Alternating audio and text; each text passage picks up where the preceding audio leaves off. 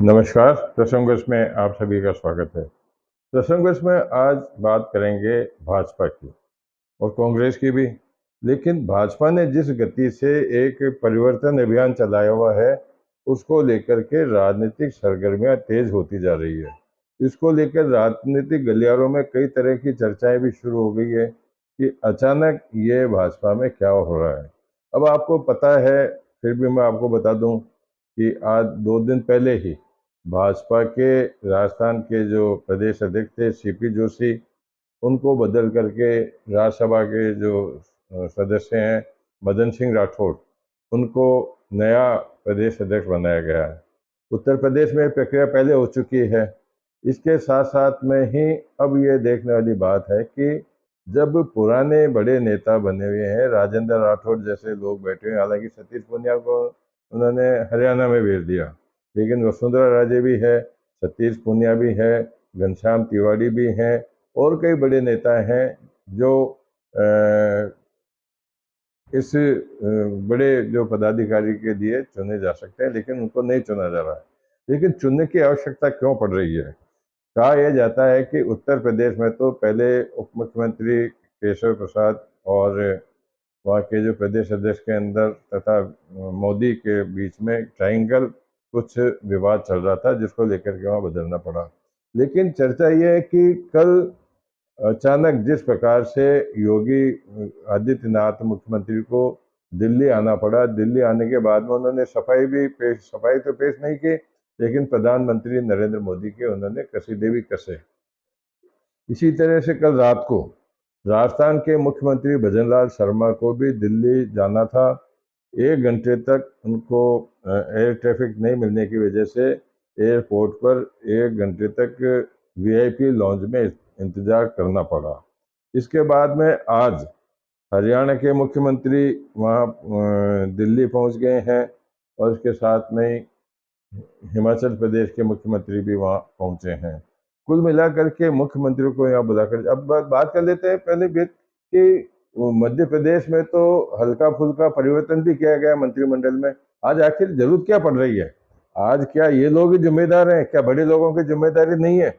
अगर भाजपा को कम सीटें मिली है सांसद के लिए, तो वह चुनाव, जहाँ तक मैं समझता हूँ या आप लोग भी समझते होंगे, मीडिया में भी था, चर्चा में भी था, उसमें भाजपा का नाम नहीं होता था।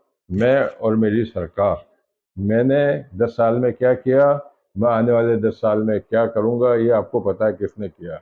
तो जिम्मेदारी तो उन लोगों की भी बनती है।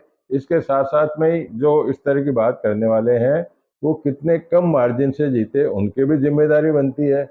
उनको बजाय इस तरह का परिवर्तन करने के एक संतुलन बड़ा, अपने इसमें छोटे बड़े की कोई बात नहीं है। उनको इस तरह से सोचना चाहिए कि आखिरकार में इन कम सीटें आने का कारण क्या रहा। सरकार बन गई लेकिन सीटें कम आई। सीटें कम आने के बाद में कांग्रेस को एक तरह से ऑक्सीजन मिला है। कांग्रेस बिल्कुल एकदम से डेड बेड पे थी, लेकिन उसको ऑक्सीजन मिलने के बाद में भले ही 99 का आंकड़ा उन्होंने छुआ हो, उसके बाद में राहुल गांधी भी बड़ी परफॉर्मेंस में साथ में आ गए और जिस तरह की बयानबाजी वो कर रहे हैं, हालांकि उनको 5 नंबर बंगला मिल चुका है। अब एक बार तो पिछली सरकार में उनका बंगला छिना था, अब क्योंकि वो सांसद बन गए, 2 जगह से एक जगह से उन्हें त्यागपत्र देना पड़ेगा, लेकिन उनको 5 नंबर का बंगला मिल गया, जिसको प्रियंका ने जाकर के देखा भी है बंगला किस तरह का है। तो वो बंगले वाली बात छोड़ दीजिए, आप बात कर लेते हैं। अब जब 6 महीने हुए हैं मोहन यादव की सरकार को, तो वहाँ कई मंत्रियों के विभाग बदल दिए गए, नए मंत्रियों के शामिल करने की बात, इसी तरह की बात राजस्थान में भी आ रही है। राजस्थान में भी कुछ विधायकों को नया मंत्री बनाए जाने और कुछ मंत्रियों को वापस विधायक बनाए जाने की भी चर्चा जोरों पर है। कुल मिलाकर के अब ये देखने वाली बात है कि क्या ये विधानसभा उपचुनाव को लेकर के की जाने वाली तैयारी है या फिर इसके पीछे कोई और कुछ बातें हैं। लेकिन कुल मिलाकर के अब जब सीपी जोशी की बात कर लेते हैं, सीपी जोशी ने पिछले जो चुनाव हुए थे, लोकसभा के विधानसभा चुनाव के, दोनों चुनाव के अंदर उनकी भूमिका काफी महत्वपूर्ण रही, लेकिन अब उनको मात्र एक सांसद के रूप में रहना पड़ रहा। हो सकता है आने वाले समय में उनको मंत्री बना दिया जाएगा। लोकसभा में हालांकि केंद्र सरकार में हालांकि मंत्रिमंडल के फेरबदल जैसी कोई सूचनाएं फिलहाल नहीं है, लेकिन उनको सीपी जोशी को अगर केंद्रीय मंत्री बनाया जाता है तो कुछ समय तक उनको इंतजार करना पड़ेगा।